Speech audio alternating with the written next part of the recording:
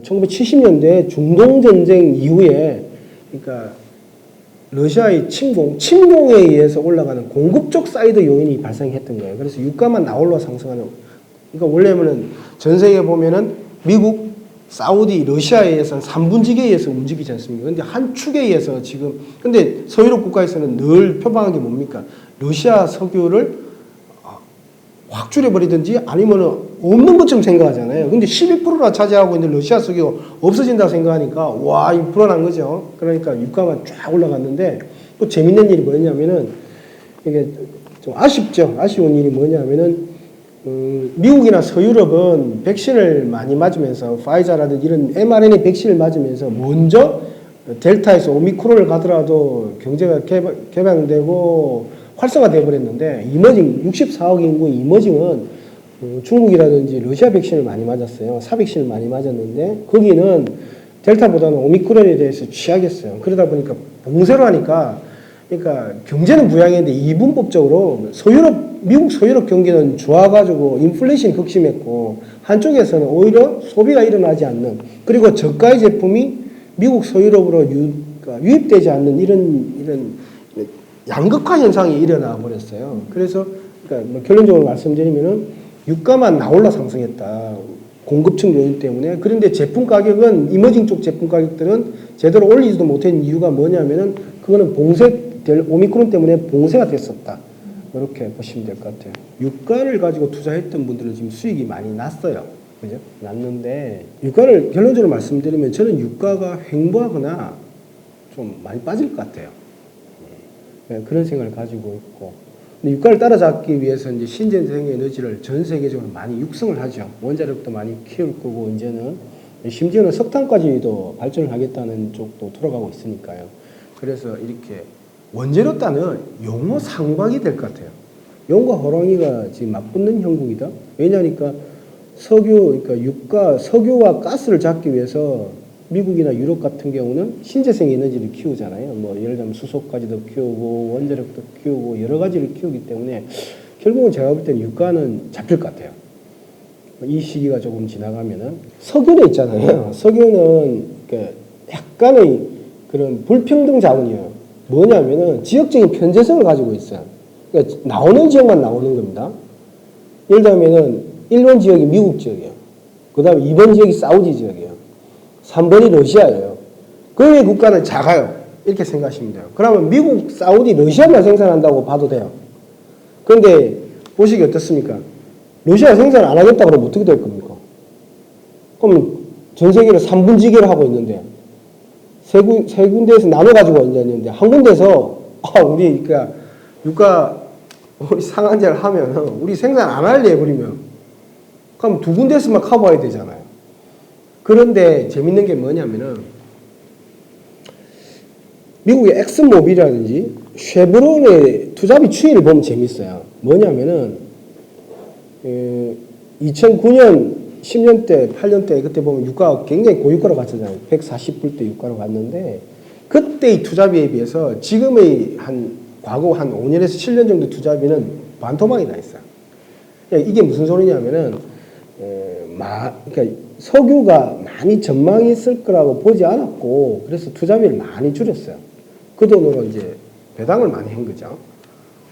그러니까 미국이라든지 이런 사우디 쪽 같은 경우에 투자비가 반토막이 나 있는 상태에서, 정산 여력이 별로 없는 상태에서 3분지기를 하고 있는 러시아가 우리가 생산 안 하겠다 그러면 유가가 강세요인으로 가죠.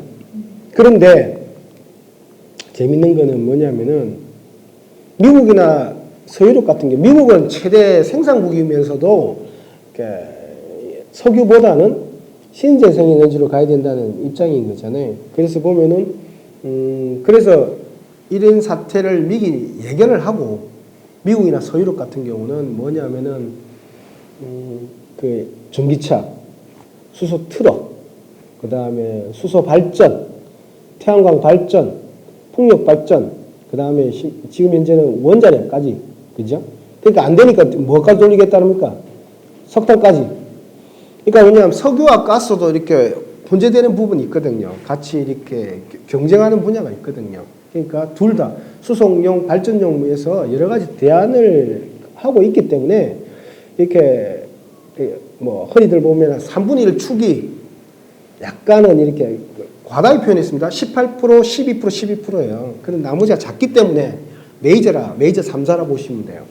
그게 예를 들면은 그 메이저 국가인 우리 러시아가 생산에 참가 안 하더라도 제가 볼 때는 어느 정도 커버할 수 있다 이렇게 보는 거예요. 너무 심적인 불안을 가지는 거는 오히려 그게 또 오히려 러시아가 이렇게 생각하고 있는 그런 주력이라 보기 때문에 그럴 필요 없다. 그러니까 여러 가지 대안이 있다 이렇게 보시면 돼요. 근데 우리 보시면 알겠지만 그냥도 보면은 저기 차량 보시면은 전기차 간판도 많이 보이시죠? 그러니까 이게 이제 유가가 되게 되면은 각 국가별로 보조금을 많이 확대하면서 오히려 전기차라든지 수소트럭이라든지 신재생 에너지를 확대할 수 있는 또 계기가 되어버리니까 그러니까 소비를 줄이고 그다음에 대안을 마련하기 때문에 그 한쪽 러시아의 그런 이렇게 보기에 너무 막 우려할 필요는 없다 이렇게 보고 있어요. 원재료가 조금 안정화되면은 그럼 수혜를 받을 수 있는 게 뭐죠? 결론적으로 저는 화학 업종이 참 좋을 것 같아요. 왜냐니까 화학은 지금까지 보면은 이렇게 서두에도 말씀드렸지만은 이런 중국발 예를 들면 중국발 이머징발 코로나로 인한 수요 감소로 인해서 제품 가격이 하락했잖아요. 하락했고 양도 줄었단 말이에요. 그러니까 양도 줄은 상태에서 원재료만 이렇게 치고 올라오는 격이잖아요. 그러니까 스프레드 쫙 줄었으니까 1분기, 2분기 때 실적은 안 좋아요. 뭐 눈에 불어보듯 뻔하지 않습니까?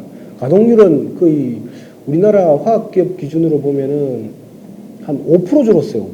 5%. 그 가동률이 5% 줄었다는 건 참 심각하게 많이 줄은 겁니다. 왜냐니까 이런 거죠.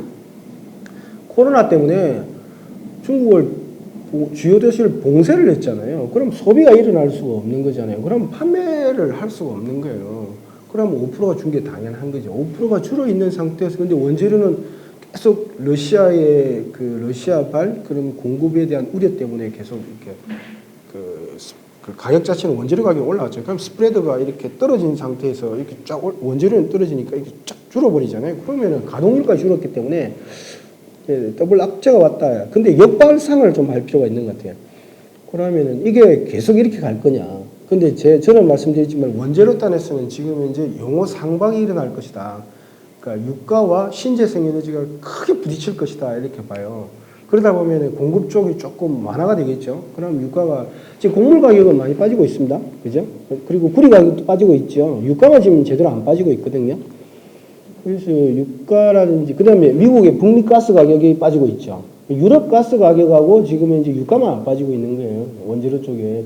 근데 그게 폭 빠져버리면 이렇게 화학 쪽에 숨통이 트여지니까. 그리고 두 번째는 중국발 코로나라든지 이런 것들이 만약에 완화가 되고 주요 도시들이 봉쇄가 해제된다면 이렇게 오히려 스프레드가 쫙 벌어지니까 결론적으로 말씀드리면 저는 오히려 지금 이 시기에는 화학업종을 참 봐야 될 것 같다.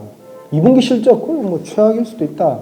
근데 그게 오늘이 바닥일 수도 있다. 이런 생각을 가지고 가시는 게 참 좋겠다 이렇게 보고 있습니다. 이 실적 자체가 더 떨어지냐 3분기 때 4분기 때 더 떨어지냐 이러면은 지금 사시면 안 돼요. 그 2층 밑에 뭐 지하실이 있고 지하 1층 밑에 지하 2층이 있는 이런 형태인데 그러니까 왜 실적이 최악이냐 그걸 보실 수 있어요. 왜냐니까 지금 유가는 급등했고 유가는 급등한 상태에서 빠지지도 않고 있고 말씀드린 대로 가동률은 낮아 있고 화학업체들 가동률은 5% 정도 다 낮아 있는 상태에서 제품 가격은 중국 봉쇄 때문에 빠져버렸고 그러면은 그러니까 실적이 최악인 거지. 근데 이게 찍고 올라가느냐 아니면 더 빠지냐. 근데 저는 이 지점이 바닥이라고 보는 거죠. 중국의 봉쇄입니다. 중국의 봉쇄인데 지금 수요단 있잖아요. 그러니까 케미칼 에너지 업종은 말씀드린 대로 아주 최첨단 업종은 아니에요. 소비에 굉장히 밀접한 연관관계가 있는 업종이기 때문에 주요 도시 봉쇄를 하고 이렇게 되면은 수요가 안 좋아요. 안 좋은데 중국이 왜 그러면은 주요 도시를 봉쇄했는지를 한번 생각해 볼 필요가 있어요. 왜냐하면 처음에 코로나가 터졌을 때 중국은 어떤 전략을 취했냐면은 그때 당시에 델타였잖아요. 지금 과거엔 델타였고 지금은 오미크론이잖아요. 그죠? 근데 가만히 돌아다니 보면은 중국은 이런 거예요.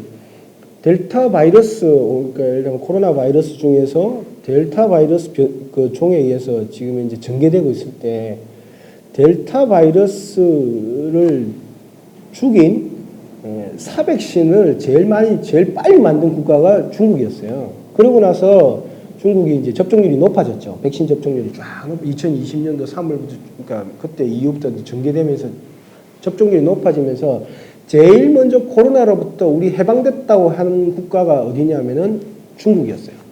그러면서 중국이 제일 먼저 주가가 치고 올라갔어요. 그죠? 쫙 올라갔다. 그러면서 화학도 기억해 보시면 화학도 참 좋았었어요.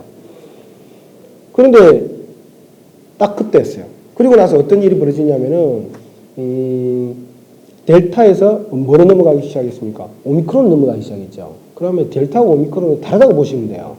그러면 근데 미국이나 서유럽이 했던 예를 들면 백신들 있잖아요. mRNA 백신 있잖아요. 뭐 파이자 백신 등가 이런 같은 경우는 오미크론에도 적용이 가능했던 거예요. 그러니까 두 번을 맞은 상태에서 세 번째 맞으면은 오미크론도 방어력이 있는 거예요. 방어력이 있기 때문에 미국이나 서유럽은 세 번째 맞고 나서부터는 계속 풀어버린 거죠. 그래서 봉쇄가 해제되면서 미국이나 유럽 경기는 좋았던 거예요.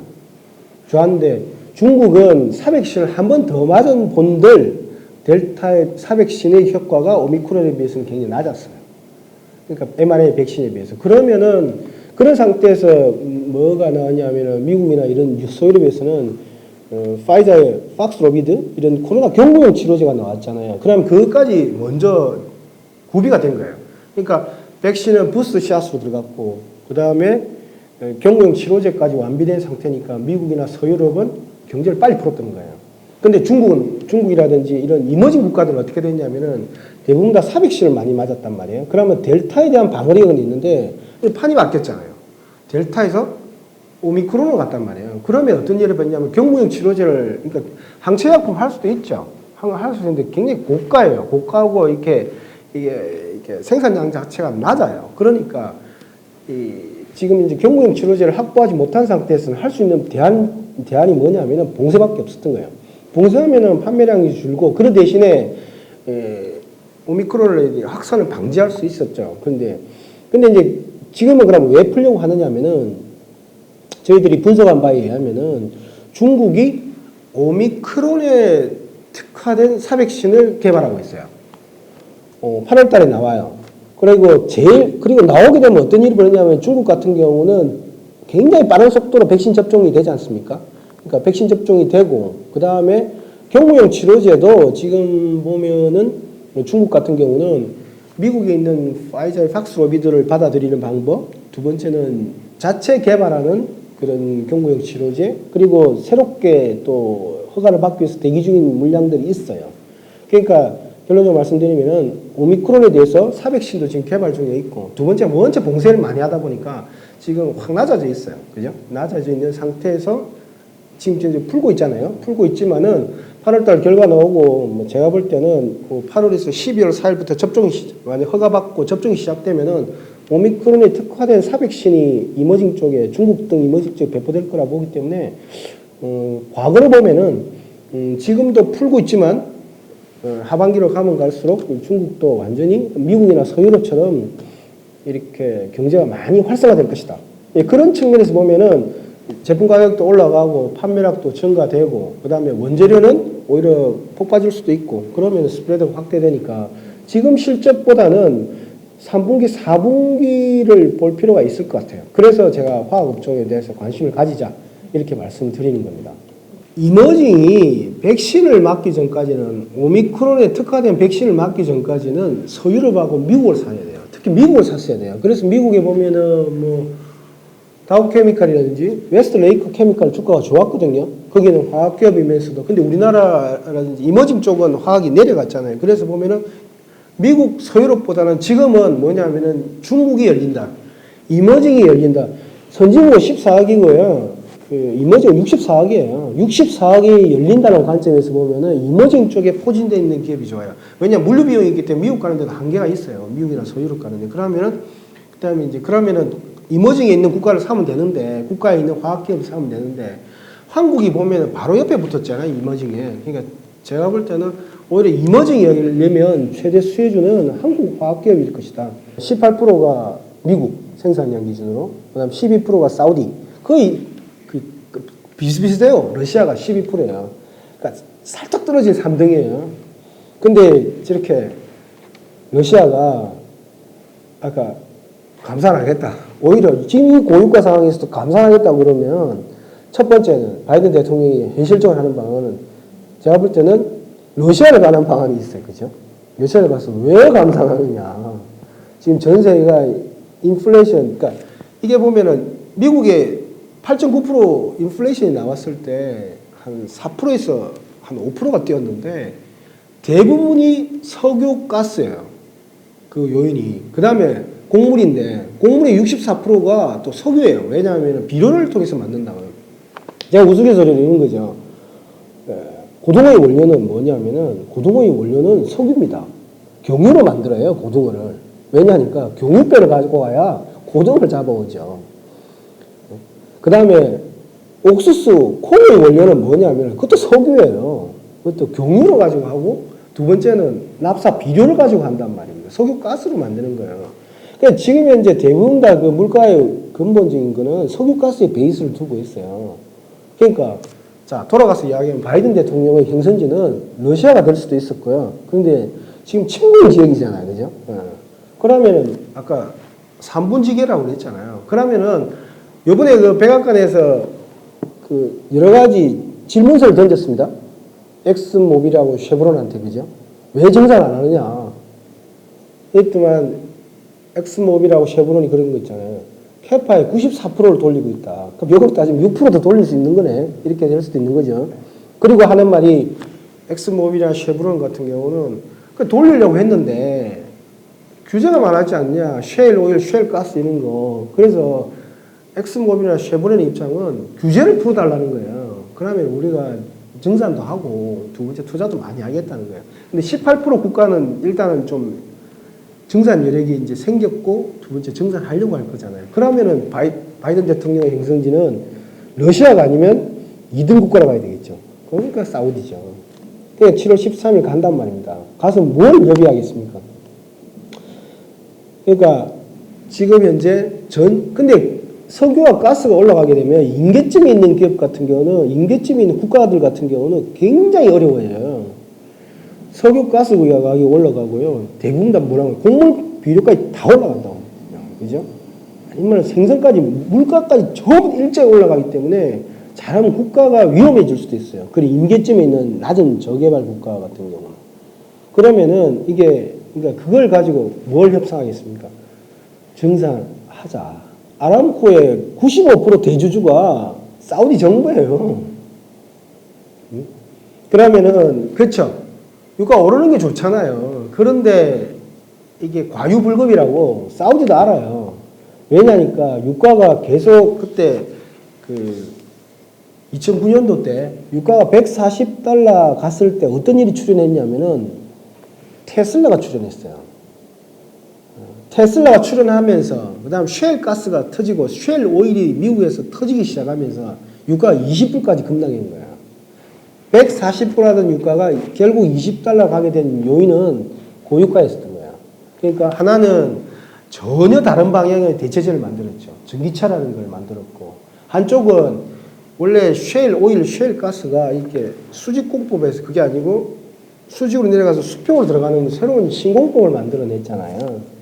그러니까 유가는 잠재된 물량들이 많아요. 미국하고 사우디라든지 러시아라든지 여러 국가에도 신기술이 발전하잖아요. 그러면서 유가가 떨어지게 된 결정적인 요인이 됐죠.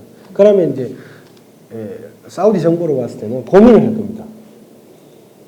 과연 이 110불대 유가에서 증산을 많이 할 거냐? 사우디가 하게 되면은 UAE, 아랍에미레이트부터 시작해가지고 오펙이 전부 다 증산에 대한 신호를 보내는 거잖아요, 그죠? 할 거냐? 아니면은 그냥 이참에 증산이 없다고 증산 안 하면은 고유가가 계속 유지될 거 아닙니까? 그리고 푸틴 대통령 뭐라 그럽니까, 지금? 우리 감산까지 할 수 있다, 뭐 이런 거잖아요, 그죠? 그러면은 가만히 있어버리면 유가는 또 중간에 있는 트레이드들이 봤을 때는 아니 3분지계인데 미국 증산 러시아 감산. 그럼 네팅하면 감산이 더 많아질 수도 있어요. 그죠? 그러면은 사우디의 입장이 굉장히 중요한데 사우디의 입장은 곧 오펙의 입장이잖아요. 근데 여기서 침묵 또는 뭐 감산? 이래버리면 유가는 그러면 위로 간다 쪽에 그러니까 투자를 할 수도 있는 거잖아요. 중간에 있는 트레이더 같은 경우는. 그죠? 딱 공급이 한정돼 있으니까. 그리고 이게 투자를 한다고 해서 바로 나올 수도 있는 게 아니고 시간이 걸리는 거잖아요. 그러니까 바이든 대통령의 입장에 봤을 때는 지금 머리가 아픈 거예요. 가긴 가는데 어떻게 하면 설득할 것인가. 그런데 또 한편에 보면은 우리는 파리 기후조약 아시죠? 그죠? 파리 기후조약이 결국은 석유가스를 줄여버리겠다는 거 아닙니까? 그죠? 그게 주도적인 국가들이 서유럽이잖아요. 그죠? 서유럽이고, 그 다음에 미국이 그 트럼프 대통령의 공화당 때는 기후조약은 탈퇴했죠. 이번에 바이든 대통령은 1호가 들어간 거였죠. 그죠? 그러면 중동 국가를 봤을 때는 기후조약을 탈퇴하신 미국 대통령께서 사우디로 오시는 거예요. 그러면은 유가를 우리가 여기서 증산을 막 해서 유가를 떨어뜨려야 될까? 아니면 오히려 가만히 있어야 될까? 아니면 오히려 감산해버릴까? 푸틴을 따라서, 러시아 푸틴 대통령을 따라서 이런 머리가 참 복잡할 것 같아요. 그런데 결국은 바이든 대통령은 가는 입장이 아시겠죠? 전 세계가 힘들어한다. 힘들어하니까 사우디라든지 오펙이 증산하는데 사우디가 주도적으로 해야 되는 거 아니냐. 그런 설득을 하려고 하는데 갈 것이다. 저는 그렇게 보고 있습니다. 신재생에너지는 어제 오늘의 이유는 아닙니다. 말씀드린 대로 유가가 140불대를 찍었을 때 예를 들면 이거 흔히들 보면 전 세계적으로 보면 인디펜던트라고 그러거든요. 독립적인 거다. 그러니까 독립전쟁하고 비슷한 겁니다. 예를 들면은 말씀드린 대로 석유는 약간 불평등 자원이에요. 예를 들면 편제되어 있는 지역에만 편제되어 있는 거예요. 그런데 신재생 에너지는 어떻게 됩니까? 평등 자원이에요. 따지고 보면은. 그러니까 노력하면 얻을 수 있는 자원이 신재생 에너지인 거예요. 그래서 2009년 140불대를 딱 찍었을 때 뭐 아까 출범한 게 테슬라가 출범하고 여러 가지 태양광 풍력이라든지 그 다음에 수소 발전이라든지 이런 배터리라든지 굉장히 강화시킨 거잖아요. 큰 그림 보시면 될 것 같아요. 그런데 지금 예를 들면은 1억 대가 팔리는데 전기차 포함해서 한 1,000만 대가 팔리잖아요. 그죠? 한 10%가 정도 팔려요. 근데 전 세계 돌아다니는 차들 한 7억 대가 돼요. 많이 쫓아왔는데 그러니까 전기차, 왜냐하면 수소, 그다음 태양광, 풍력을 다 신재생 에너지를 놓고 봤을 때 그러니까 어떻게 하시겠습니까? 그럼 신재생 에너지 키워야죠. 지금 그러니까 석유 가스에 너무 일방적으로 지금 이제 편제되어 있다는 거 아닙니까? 그러면 약간 이제 전 세계적으로 보면 대항마를 키우려고 그러겠죠. 그게 대의명분은 파리 기후조약이에요. 예를 들면은 온도가 2도씨 올라가면은 지구가 30% 소멸될 수 있다. 그런 대의명분에 따라서 지금 이제 서유럽을 중심으로 일사불란하게 이제 움직이고 있다 이렇게 보시면 될 것 같고 신재생 에너지가 돈을 많이 벌 것이라는 거는 또 약간 아닐 수도 있어요. 왜냐니까 우리 태양광 보시면은 고생 많이 했잖아요. 그죠? 그 보면 있는 거예요. 태양광 에너지, 태양광, 풍력, 수소, 전기차의 대항마는 뭡니까? 석유 가스잖아요. 그러면 이게 용어상박이에요. 용어상박. 용과 호랑이가 막 으르릉대고 싸우는 경기거든요. 그럼 둘 다 피트지게 싸우게 되면은 둘 다 깨져요. 그런데 이제 어찌 보면 이제 신재생 에너지를 쭉 키워가면서 포트폴리오를 다원화하려는 거잖아요. 그런데 이제 주가는 높죠. 왜냐하니까 미리까지 다 당겨버린 거예요. 결국은 이게 전 세계를 제패할 것이다. 네, 그렇게 보는 거죠. 그러니까 제가 볼 때는 신재생 에너지는 약간은 밸류에이션이 높은 상태에서 돈은 지금 현재 버는 거는 좀 낮은데 미래 이익까지 당겨가면서 그리고 약간의 보면은 주식이라는 게 미국이나 서유럽 주도가 많잖아요. 그죠? 그러니까 이제 밸류에이션 자체가 높아져가는 거기다 보면 ESG 명분도 되고 대의 명분도 되고 그렇게 보시면 될 것 같아요. 그러니까 테슬라 형부하고 유사하다 이렇게 보시면 돼요. 테슬라가 2단계로 올라갔거든요. 한 10배, 20배씩 올라가서 한 200배가 됐는데 그러니까 숫자가 안 놓은 상태에서 계속 올라가는 거예요. 이런 궤적을 가지지 않습니까? 이런 궤적을 가지니까. 근데 이 궤적이 올라가게 되면 숫자가 나와요. 매출액하고 이익이 올라온다고요. 근데 이 궤적에서는 매출액하고 이익이 없고 꿈으로 드림으로 가는 거잖아요. 가는 방향으로 가는 거니까. 그러니까 예를 들면 절벽과 절벽을 건너가는데 발을 디뎌야 돼요. 그런데 딱 디뎌보니까 유리판이 있는 거예요. 안 보이는 유리판이 있는 그런 형태, 그런 계속 가는 형태. 근데 결국 숫자가 나오게 되면은 그때부터는 이런 속도에서 이렇게 변곡점이 나오잖아요. 이렇게 우리가 투자를 하고 싶을 때는 안전하다고 생각할 때는 요 지점이거든요. 근데 신재생 에너지 투자는 이 지점을 가는 거예요. 이 지점을. 지금은 그러면은 약간 바닥 쪽이라고 생각하시는 거예요? 올라가 있는. 그렇죠. 이렇게 이제 커브를 하려고 하는, 그래도 아직까지 익스포넨셜리 커브가 확 올라가는 그런 커브 상태는 아니에요. 숫자가 지금 안 나오고 있잖아요. 그러니까 이제 두려워하면서도, 그러니까 이제 이게 조금 이렇게 미래에 대한 확신을 가져야 돼요. 가는 방향이 내 방향이 이 길이야. 그래서 결국은 그 미래에 보면은 이게 꽃을 피울 것이다. 그런 걸 가지고 좀 신뢰라든지 확신을 가지고 가야 되는 거니까 숫자는 안 보이죠. 밸류에이션 높죠. 그럼 신재생 에너지는 제가 볼 때는 클 수밖에 없는 자산이에요. 그런데 이제 원자력에 대해서는 설왕설래가 있죠. 그죠? 독일 같은 경우는 원자력 하지 말자는 거잖아요. 그죠? 프랑스는 원자력 좋다는 거잖아요. 그죠? 그러니까 이제 지금 현재 봤을 때는 원자력에 대해서는 이렇게 좋아하는 견해도 있고 싫어하는, 하지 말자는 견해도 있다. 이렇게 보시면 될 것 같아요. 근데 그거는 조금 미국도 원자력을 좋아하는 정부, 원자력을 조금 꺼리는 정부 이렇게 나눠질 수가 있는 것 같아요. 근데 제가 볼 때는 전반적으로 보면은 원자력에 대해서도 좋은 생각을 갖고 있는 게 좋을 것 같아요. 근데 서유럽에 대해서 서유럽 국가나 미국 쪽에서도 안전 문제에 대해서는 신경을 쓰는데 결국 그거를 넘었으면은 굉장한 좀 평등 자산 아니냐, 이게 해볼 만한 자산 아니냐, 길게 보면 이렇게 보고 있습니다. 원자력 발전소를 수주를 많이 하게 되면 그 수주에 관련된 기업들이 많이 또 올라가겠죠. 올라가는 그런 걸 받을 수. 근데 제가 볼 때는 밸류에이션을 좀 봐야 될 것 같아요. 미리 당겨다 보니까 그것도 있는 것 같고. 두 번째는 오히려 원자력 발전소가 돌아가기 시작하면은 제 생각에는 한국전력의 적자 폭이 많이 감소될 수 있을 것 같다. 이렇게 보는 거죠. 그 한국전력하고 두 번째는 어디야, 미국에 있는 에너지 기업들 있잖아요. 그런 전력 기업들하고 비교를 해보면은 한국전력이 이게 신재생 에너지라든지 이런 쪽으로 많이 돌아가기 시작하고, 그 다음에 두 번째는 이렇게 전기 가격을 제대로 적절하게 반영하지 못하면서 적자폭이 많이 확대되면서 자본 쪽이 많이 감소가 됐잖아요. 그러면서 시가총이 많이 떨어진 그런 것도 있는 것 같아요. 그래서 제가 볼 때는 오히려 제 생각에는 그러니까 원자력을 돌리고 원자력을 좀 많이 좀 이렇게 선호하게 되면 캡코, 한전도 제가 볼 때는 한전의 적자폭은 많이 감축될 수 있다. 이렇게.